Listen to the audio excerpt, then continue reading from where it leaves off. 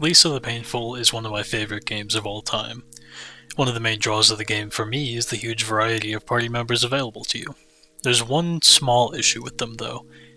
They're weird as hell. I mean, you've got a tiger man, a fish man, an actual fish, a fly man, a Street Fighter knockoff man, several alcoholics, the list goes on. There is not a single person on this roster I would want to associate with. So today I decided to see if Brad can get by on his own in Olaf. This is Lisa the Painful, with no party members.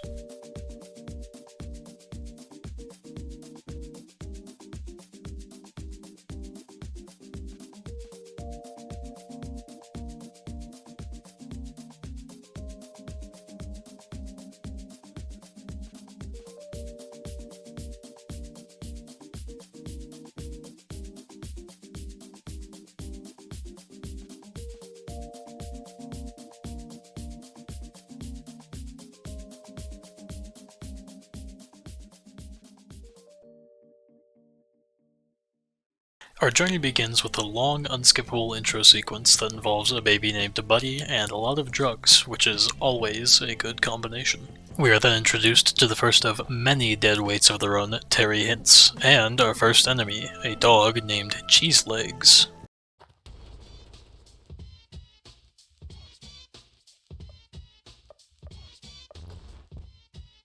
Tragically, I misinput on the very first turn of combat and look like an idiot, which is a great way to set the tone for this run.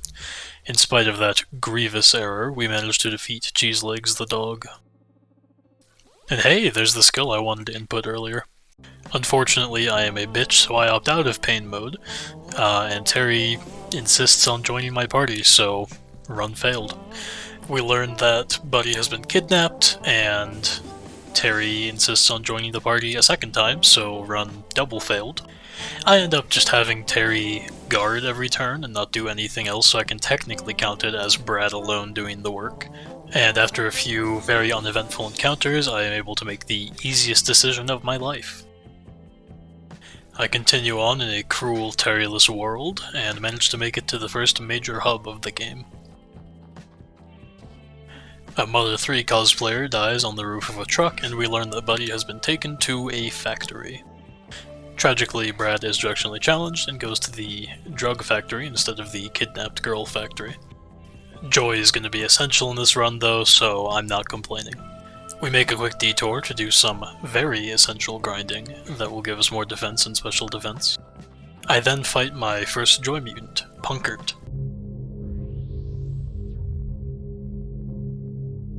As a general rule of thumb, Joy mutants are going to be the hardest part of this run. They have lots of health, they do insane damage, and they're just difficult to take down, especially solo. Punkert, however, is pretty easy to deal with as long as you pop a Joy.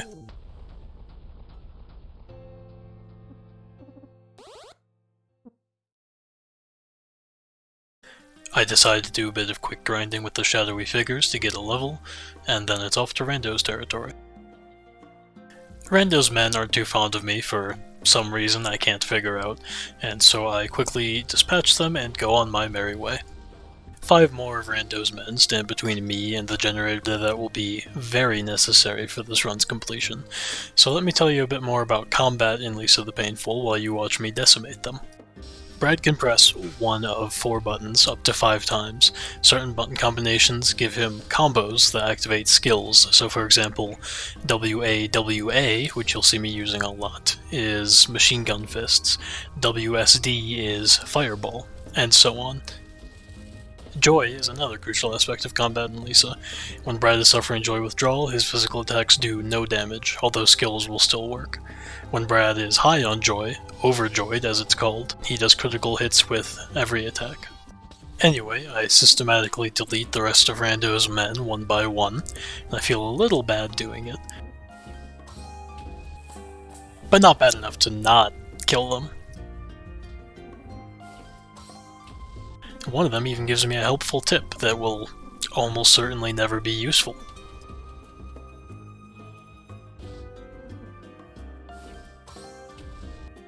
With Rando's men out of the way, I can finally use the generator to make firebombs. Now, why do we need firebombs, you ask? Well, the next Joy mutant is especially susceptible to them. But before we talk about that guy, we have to talk about this asshole snake that is responsible for my first death. I got cocky and assumed I'd be okay without healing, and then he just poisoned me to death. So congratulations to this random fucking snake. Anyway, I reload and finally make it to the next Joy Mutant, Charmy. Charmy is an interesting case, because he is considered by a lot of players to be the first main, roadblock. People will recommend that you grind before you face him, and advise that, you might get wiped. I didn't have an issue with him. He was no match for the power of joy-fueled Machine Gun Fist.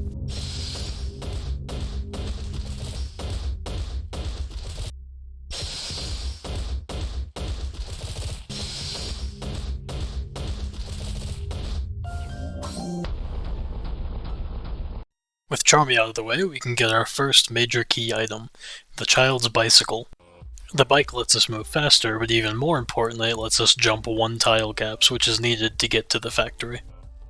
I skillfully avoid all of the fully adult men rolling around in barrels, and finally arrive at the factory. I talk to the nice men who are more than willing to let me see my daughter until they realize I am bald, and this is the men's hair club, and that will not fly. So, naturally, they try to kill me, and holy shit, do they kill me.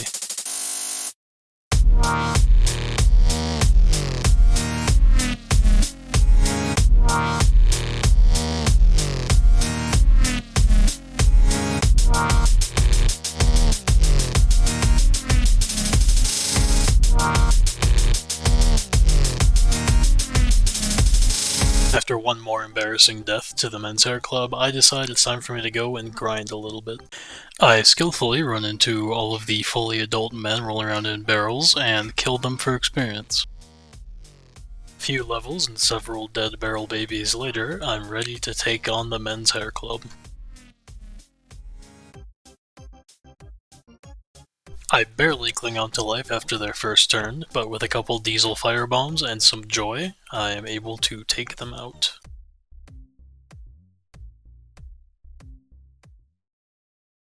Turns out the club didn't have Buddy, but this random dude named Farty. But Farty has keys to a truck, which we can use. Bad news, he joins our party, meaning that I am once again failing the run. I head back to the truck with Farty, and he happens to have all the materials needed to repair the bridge. How fortunate.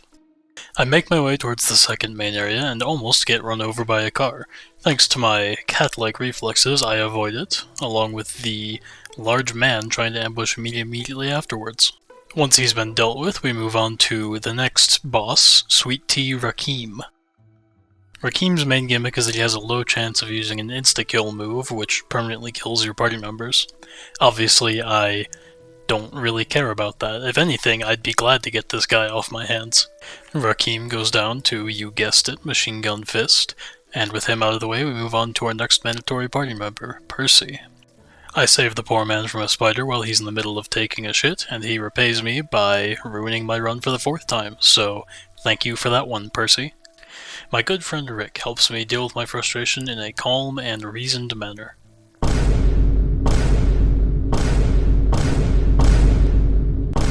Feeling refreshed, I wander into a nearby cave, but uh-oh, turns out it's an ambush by Buzzo.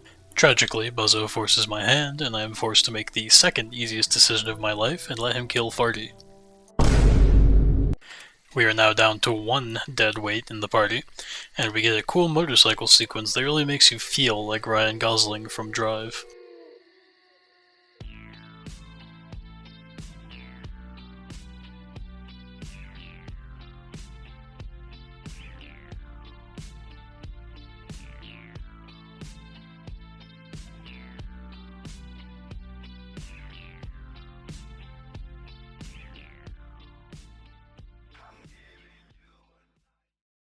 We finally get to meet Rando, and he feels really bad for wrecking our sick bike, so in return he gives us all of his men's food. And then he just fucks off and leaves them, so great commander. His men are understandably upset that I now have all of their food and try to reclaim what is rightfully theirs. Unfortunately for them, I now know head slides, so they kind of just disappear instantaneously. With those goobers out of the way, we come to what is undoubtedly the worst part of the entire run. Russian roulette. Now, the way this works in a normal run is that you use all the party members you've gotten up to that point, and you gamble with their lives. You might lose a couple, but as long as you can win 3 rounds, you'll move on to the rest of the game. There's one small problem, however. I literally only have Percy, which means Percy has to win 3 rounds of Russian roulette. Straight. The odds of that are very low. The game rolls a random number 1 through 5, and if you get below a 2, it fires. On top of that, if you don't have any party members left, you get an automatic game over, which I'm counting as a death. So, hope you enjoyed the montage, because I sure as hell didn't.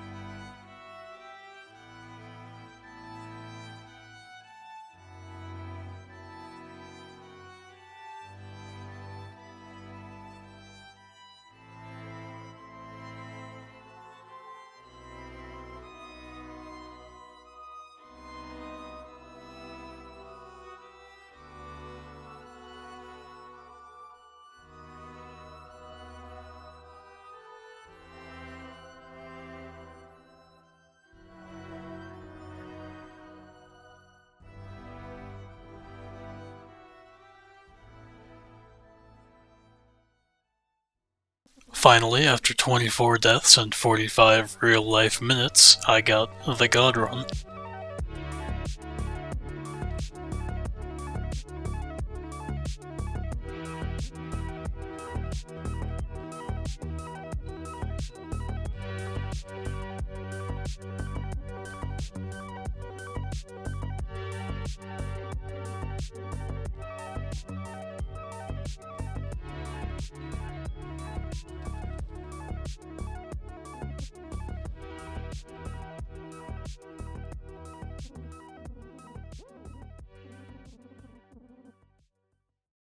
With the worst behind me, I breathe in the fresh morning air and take some time to appreciate the funny Reddit reference. I then take a quick break at a campfire and wake up to find that Percy has been kidnapped. I go to the pretty boy's hideout to try and get him back, but despite my best negotiation efforts, I can't, so Percy is gone. I decide to do some light weightlifting to cope with this loss. Once I'm done with my reps, it's off to another dojo for some more very essential grinding. With another karate scroll in hand, it's time for football practice.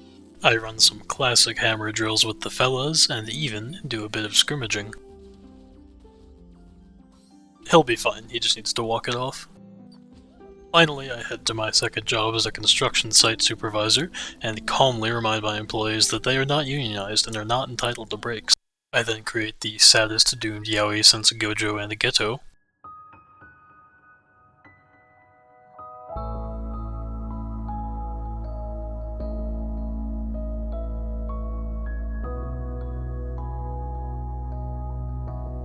And then carry on to have a duel with another bulldozer. Unfortunately, this takes a while.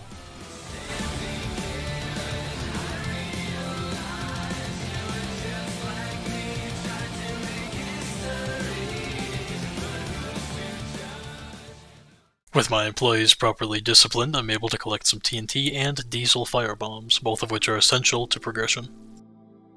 I then go through the poison swamp and make my way to the secret fishman village. Once there, I take this treasure map, which the residents are none too happy about, and I end up in court. Fortunately, my fish lawyer has a faultless defense, and I am set free. Having beat the rigged judicial system, I decide to take a vacation to Garbage Island.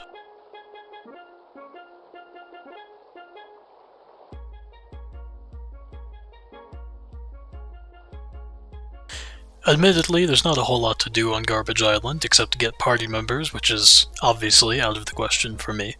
So I just fight the singular joy mutant there, Georgie.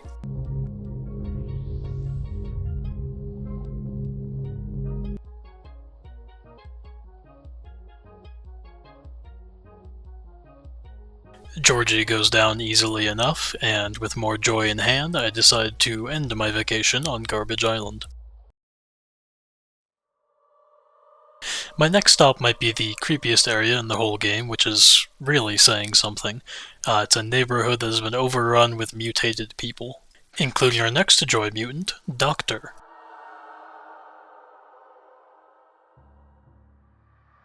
On my first attempt, I come in underprepared, and Doctor basically one-shots me.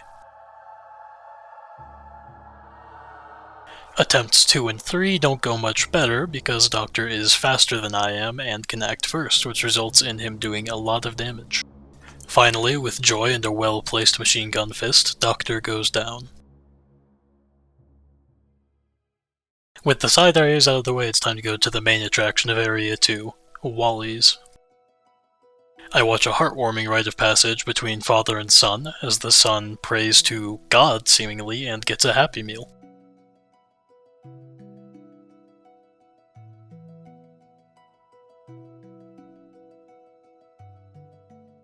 Feeling inspired by this touching act of kinship, I go to get my own meal, but am rudely told by the employees to go away. Naturally, I do what anyone with an undiagnosed mental illness does when confronted by a fast food worker, and attack them unprovoked. They get the best of me once, but with joy I am able to quickly deal with both of them. I then face off against Grimace's true form and deal with him with ease.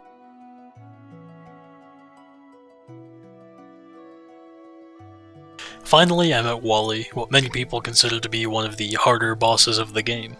And you know what? They're right.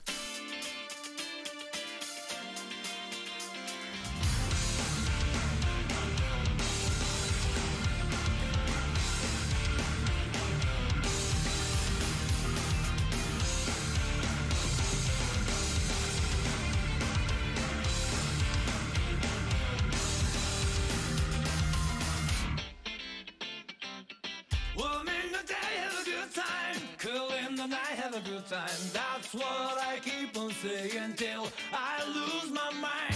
Feel like a bird in a sea breeze, shine like a moon in the last sky. Can you believe it till the end of your life? Oh, we some ducks into a room, that's enough for satisfaction. Already know how to have fun, no need of explanation. Whoa, what's it worth of nothing? Whoa, what's it worth of nothing?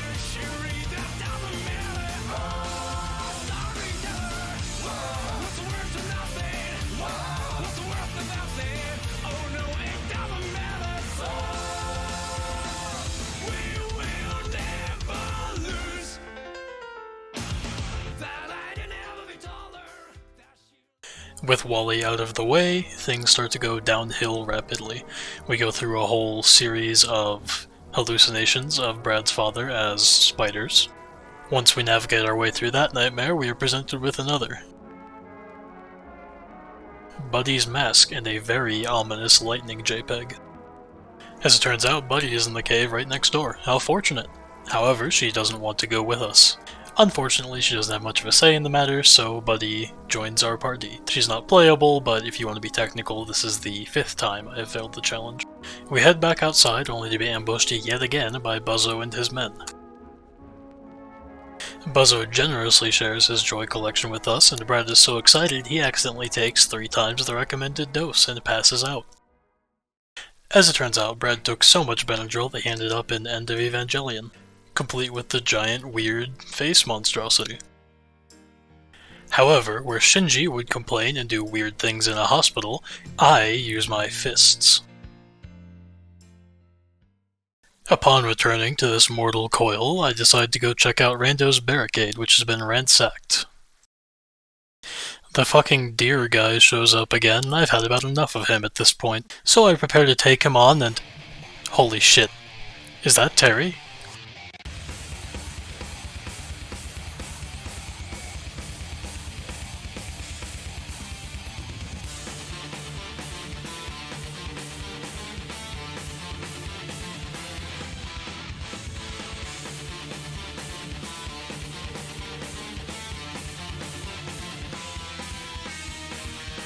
Like I said, there are insta-kill moves in this game, and I gotta be honest, I didn't expect the first one to be from fucking Terry. I mean, that stings more than any number of deaths to Russian roulette. Terry's gotta go.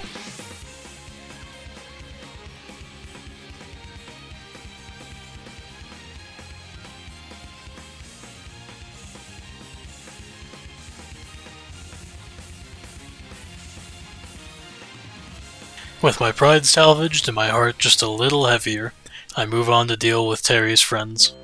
They really don't put up that much of a fight, and with a full heal I'm able to deal with them swiftly. With them gone, I go to visit some old friends, Rick and Sticky. I decide to be merciful and let them run away, because they'll give me more experience later. I then get ambushed for like the 6th fucking time by Buzzo's men, and you'd really think I would learn to look out by now. He forces me to make another choice, this time between him cutting off Buddy's nipple or him killing all of my party members. The issue with that is that I don't have any party members, so instead Buzzo just looks mildly schizophrenic. He kills the imaginary people and I am free to go. For exactly 1 screen. Yeah man, no shit. Buzzo has me make yet another decision, this time one of my arms or all of my possessions. I favor all of my possessions, given that my arms are all I have in this run. With another Buzzo interaction under our belt, we finally make it to what's going to be the hardest part of the run, Area 3. The goal of Area 3 is to collect the pieces necessary to construct a boat to chase after Buddy. But first, some grinding at the Eternal Wrestling Championship.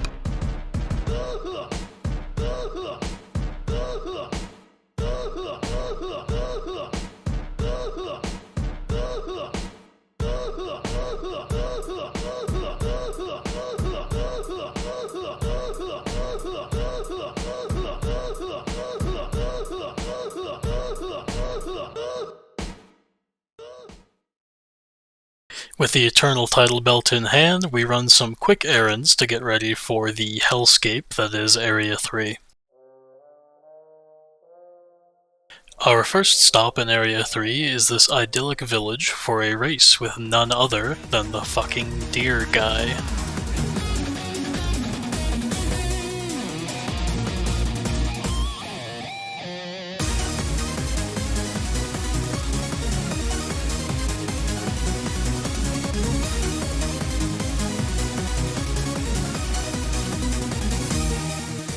I win quite easily, and the deer guy rewards my victory with,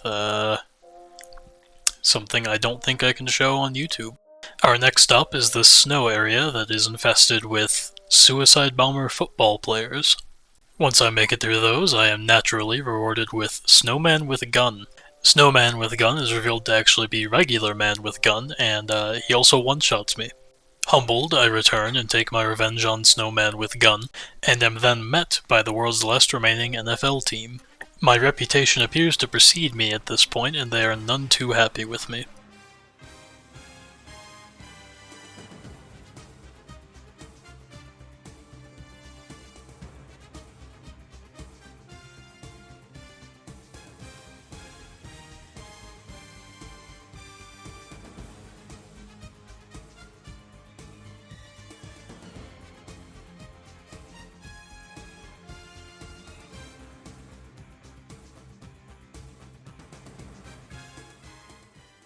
Fortunately for me, all these players were on the Detroit Lions in the previous world, meaning I easily win. Unfortunately, their boss, Buffalo Van Dyke, aka Street Fighter Knockoff Man, insists on joining me, making this the 6th time I've technically failed the run. At least I got the toolbox. I get jump scared by the next Joy Mutant, Peter, and quickly decide I am not equipped to deal with it, so instead I return to Area 3. My next stop is a bathhouse to get a fan needed for the boat. However, there is a gatekeeper in my way. He insta-kills me a few times, but eventually I'm able to triumph.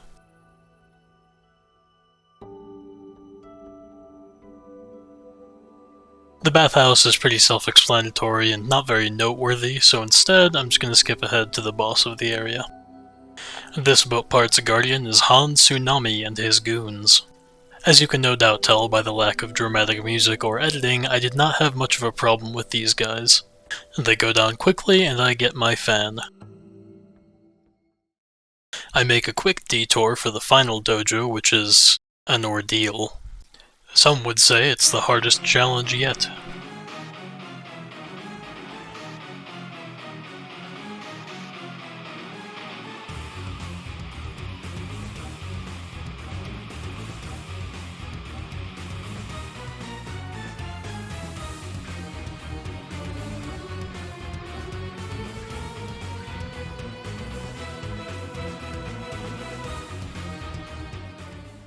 With the final karate scroll of the game, I'm ready to go on to the final two boat parts.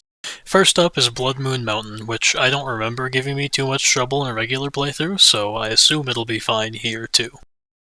Surely it will be fine here too. Right?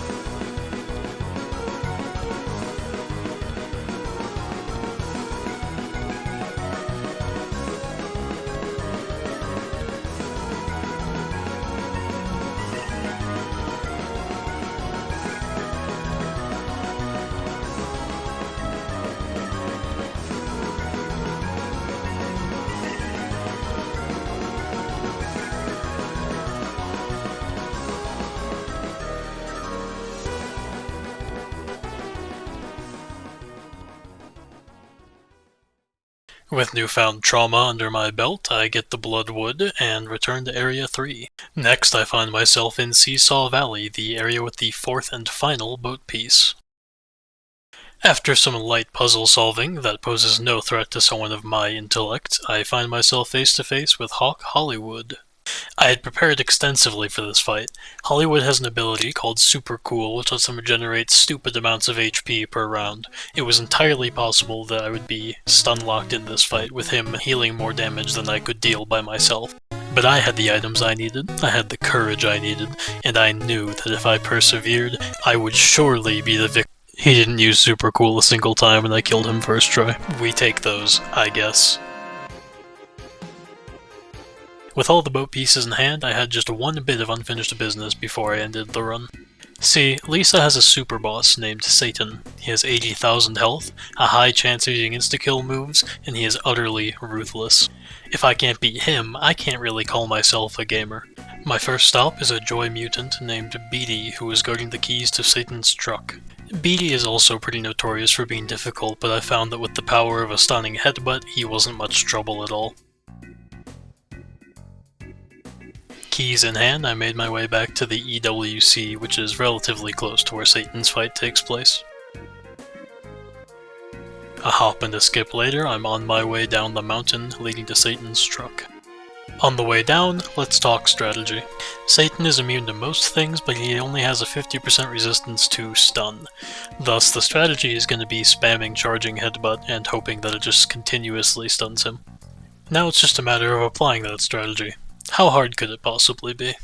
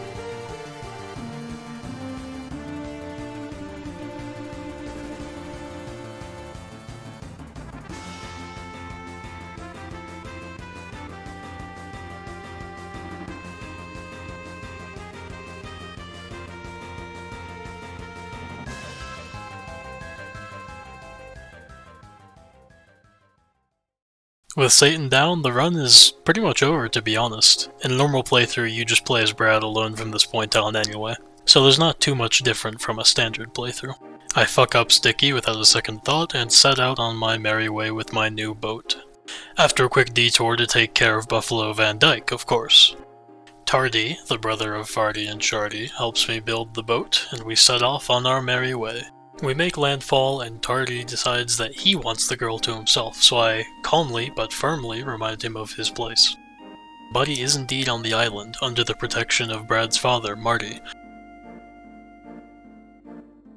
After I resolve some generational trauma, Buddy takes off and steals the boat. Fortunately, there is a perfectly good corpse just waiting to be used. Ironically enough, this is probably the most useful the Hernandez brothers have been so far this run. I land at what appears to be Rando's headquarters and let Tardy gently drift out to sea like a Viking of old.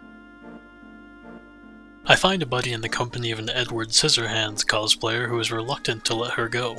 After some healthy debate, he agrees to see things my way and leave her alone. Buddy runs away, which of course signals to Brad that he should follow her. I make my way further into the stronghold and take this opportunity to stock up on diesel firebombs. Finally, we've arrived at the end of the road.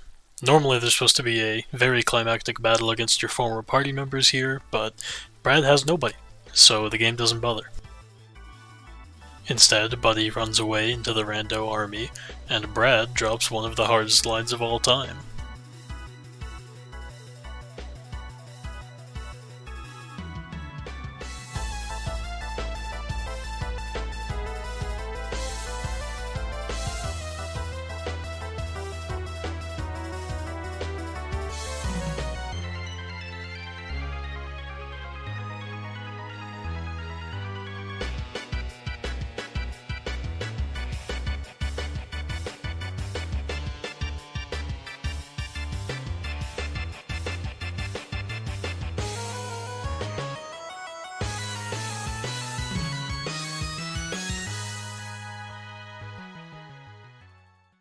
With Rando's army gone, it's finally time to fight the man himself. This is the final boss of Lisa the Painful.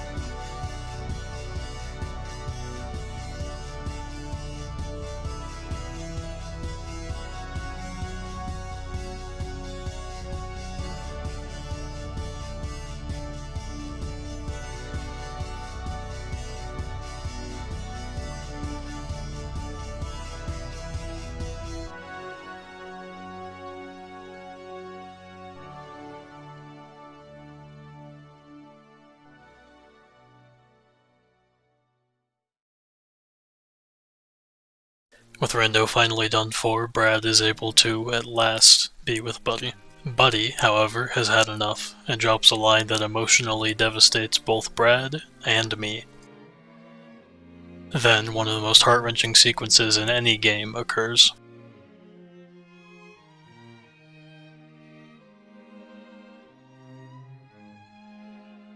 In Brad's final moments, I decide to fail the run one last time. Brad will not die alone.